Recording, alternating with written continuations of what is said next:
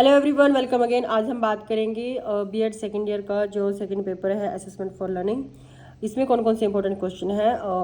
70-80% तक क्वेश्चन इसमें आने की बिल्कुल चांसेस रहेंगे, तो आप एक बार देख लीजिए। पहला क्वेश्चन है कि असेसमेंट क्या है, फिर दूसरा क्वेश्चन है कि इवेल्युएशन क्या है। इनमें अंतर पूछ सकता है, दोनों में एक इंडिविजुअली क्वेश्चन को पूछ सकता है, ठीक है, 16 मार्क्स के अकॉर्डिंग। तो ये दोनों क्वेश्चन तैयार करने हैं, दोनों इकट्ठे भी पूछ सकता है और सिंगल भी पूछ सकता है। नेक्स्ट क्वेश्चन हम देख लेते हैं। फिर हमें पूछ रखा है कि फॉर्मेटिव और समेटिव जो इवेल्युएशन है वो क्या है, फीचर क्या है, उनकी उपयोगिता क्या है, तो वो सारा हमें पता होना चाहिए। इसके साथ ही एक बार हमें गो थ्रू जरूर करके जाना है कि मीनिंग ऑफ ये वाला जो है निदानात्मक परीक्षणों का क्या अर्थ है, या फिर जो नैदानिक जो परीक्षणों से आपका क्या अभिप्राय है, ठीक है।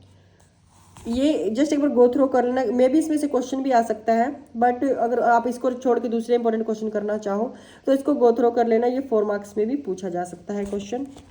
नेक्स्ट हमारा क्वेश्चन है क्राइटेरियन रेफरेंस्ड टेस्ट जो है वो है, ठीक है। और ये मानक संदर्भित जो दूसरे टेस्ट है उनसे उनमें कौन कौन से अंतर है, क्या समानता पाई जाती है, इस तरीके का क्वेश्चन है। साथ ही आपको एक चीज़ ये भी गो थ्रू करनी है कि क्वालिटेटिव और क्वांटिटेटिव जो इवैल्यूएशन है वो क्या होता है, ठीक है। तो बच्चे इस पेपर में थोड़ा सा घबरा जाते हैं, तो कोशिश करें कि पॉजिटिव में रहकर आप अपनी तैयारी करें। सेकंड यूनिट की बात करें तो सेकंड यूनिट में हमारा देखिए शिक्षण और अधिगम प्रक्रिया पर आधारित उसके लक्ष्य उद्देश्य पूछ रखे हैं। अनुदेशनात्मक जो स्तर उद्देश्यों से क्या तात्पर्य है, अंतर पूछ रखा है। फिर इसी क्वेश्चन को दूसरे तरीके से पूछ रखा है कि तरीके से पूछ रखा है कि टैक्सोनॉमी क्या है। फिर सीधा पूछ लिया कि ब्लूम टैक्सोनॉमी क्या है। तो ये नोट करने वाली चीज़ है कि आपको ये तीनों क्वेश्चन पता हो कि ये एक ही क्वेश्चन आपको एक्सप्लेन करना है, सिर्फ वर्डिंग चेंज कर रखी है और फिर उसी के अकॉर्डिंग आपको हाईलाइट करते हुए अपना क्वेश्चन एक्सप्लेन करना है। ये चीज़ें बच्चे छोड़ देते हैं, इन्हीं पर ध्यान नहीं देते, फिर पेपर में कंफ्यूज हो जाते हैं कि मैं तो ब्लूम टैक्सोनॉमी करके आया था, ये ऊपर क्या आ गया, शिक्षण अधिगम प्रक्रिया पर आधारित शैक्षिक लक्ष्य क्या है, उद्देश्य क्या है वही चीज़, ठीक है, बट उसको एक डिफरेंट वे में एग्जामिनर ने पूछ रखा है कि अगर इस जिन चीज़ों की बात करोगे तो आप ब्लूम टैक्सोनॉमी तो आप एक्सप्लेन करोगे ही। नेक्स्ट देख लेते हैं। हमारा जो इम्पोर्टेंट क्वेश्चन बनता है अचीवमेंट टेस्ट है क्या है, और इसके विभिन्न जो टाइप्स हैं, और या फिर इसके फीचर, अचीवमेंट्स, मेरिट्स, डिमेरिट्स क्या है, ये आपको करना है क्वेश्चन अचीवमेंट टेस्ट वाला। और नेक्स्ट हमारा जो क्वेश्चन है ये एक बार आपको पता होना चाहिए कि डायग्नोस्टिक टेस्ट क्या है, या फिर रेमेडियल टेस्ट कौन सा होता है, शिक्षण टीचिंग कौन सी होती है, उसका क्या अर्थ होता है, ये आपको पता होना चाहिए। और आप बिलीव नहीं करोगे, कई बार सीधा एग्जामिनर ये पूछ लेता है कि योजना से आप क्या समझते हैं, योजना विधि के आधारभूत सिद्धांतों और सोपानों को वर्णन कीजिए। इससे जी क्वेश्चन हो नहीं सकता। तो थर्ड यूनिट पे चलते हैं। थर्ड यूनिट पे फिर असेसमेंट प्रोसेस एंड इसके टूल्स के बारे में बात करेंगे। यहाँ पर कॉन्टिन्यूस और कम्प्रिहेंसिव इवेल्युएशन क्या है, सीसीई क्या है, ये डायरेक्ट ये लिख के पूछ लेगा। सीसीई को एक्सप्लेन कीजिए, इसकी फीचर बताइए, नीड बताइए, इसकी इंपॉर्टेंस बताइए, इस तरीके से। सो ये आप बिल्कुल गौर करके जाएं कि क्वेश्चन को कितने तरीक़ों से एग्जामिनर पूछ सकता है। और नेक्स्ट क्वेश्चन देख लेते हैं। बाकी इसके साथ के जो पॉइंट्स हैं जैसे ऑब्जर्वेशन है, तो ये आपको पता होना चाहिए कि कहीं 4 मार्क्स में पूछ लिए तो मैं क्या लिख के आऊँगी। आगे चलते हैं।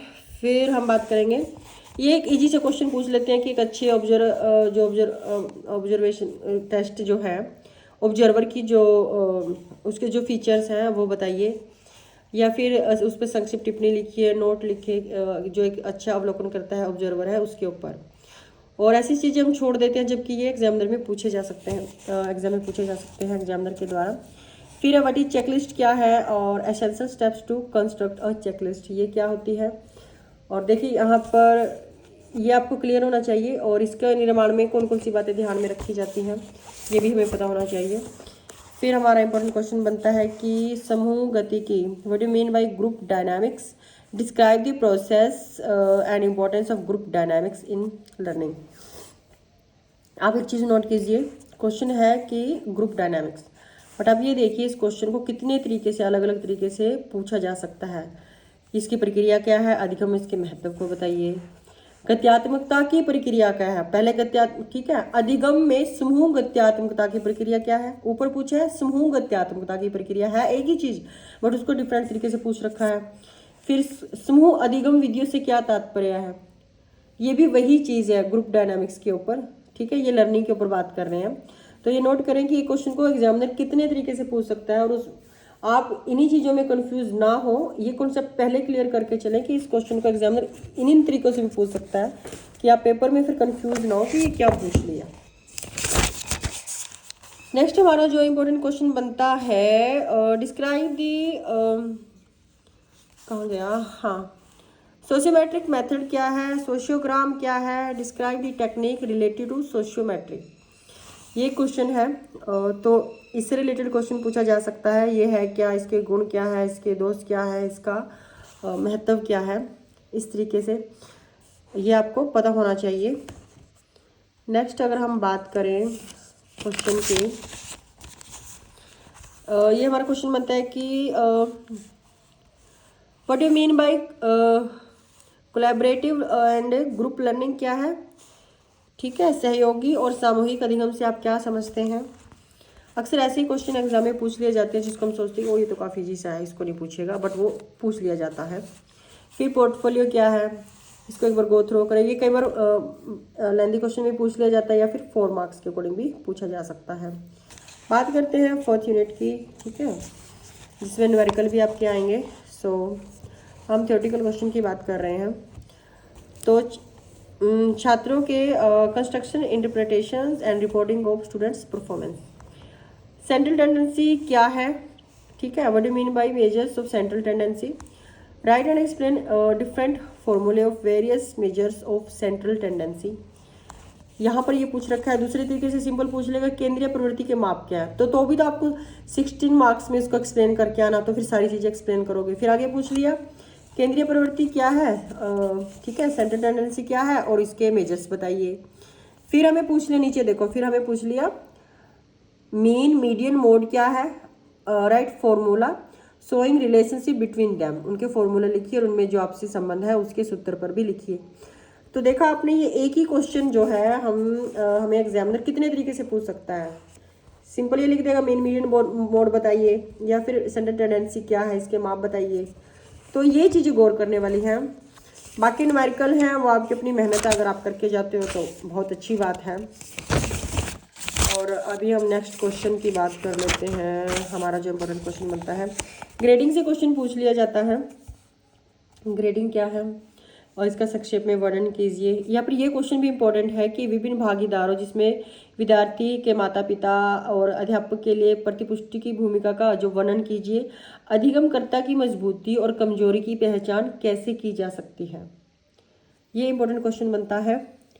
और नेक्स्ट हम अगर बात करें, ये जो अभिलेख वाला क्वेश्चन है ना कि संचित अभिलेख क्या है, ठीक है, कम्युलेटिव रिकॉर्ड्स क्या है, रिकॉर्ड कार्ड क्या है, और डिफरेंट टाइप्स क्या है, इसकी कैरेक्टरिस्टिक्स क्या है, ये आपको पता होना चाहिए। ठीक है, बच्चे इन चीज़ों को कई बार छोड़ देते हैं, बट ये 4 मार्क्स में भी आ सकता है और 16 में भी आ सकता है। अब संचित अभिलेख मान लो आपने, इसका मीनिंग आपको आता है, ठीक है, तो आप उसकी फीचर लिख सकते हो और उसकी मेरिट्स बता सकते हो कि क्या है। बाई चांस आपसे कुछ पॉइंट्स छूट भी गए तो देखिए आगे संचित अभिलेख पूछ रखा है, अगला क्वेश्चन पूछ रखा है कि संचित अभिलेख पत्र के उद्देश्य और कार्य कौन से हैं। अब आपने ऊपर ये क्वेश्चन सिंपल कर लिया था कि संचित अभिलेख पत्र है क्या, उसका अर्थ क्या है, तो इसको आप अच्छे से एक्सप्लेन कर पाओगे। ठीक है, तो नेक्स्ट चलते हैं। हमारा क्वेश्चन है, लास्ट क्वेश्चन जो बनेगा, कम्युलेटिव को मैंने आपको बता ही दिया है, ये 4 मार्क्स में भी आ सकता है, और इसी तरीके से प्रोफाइल वाला भी हमारा 4 मार्क्स में पूछा जा सकता है।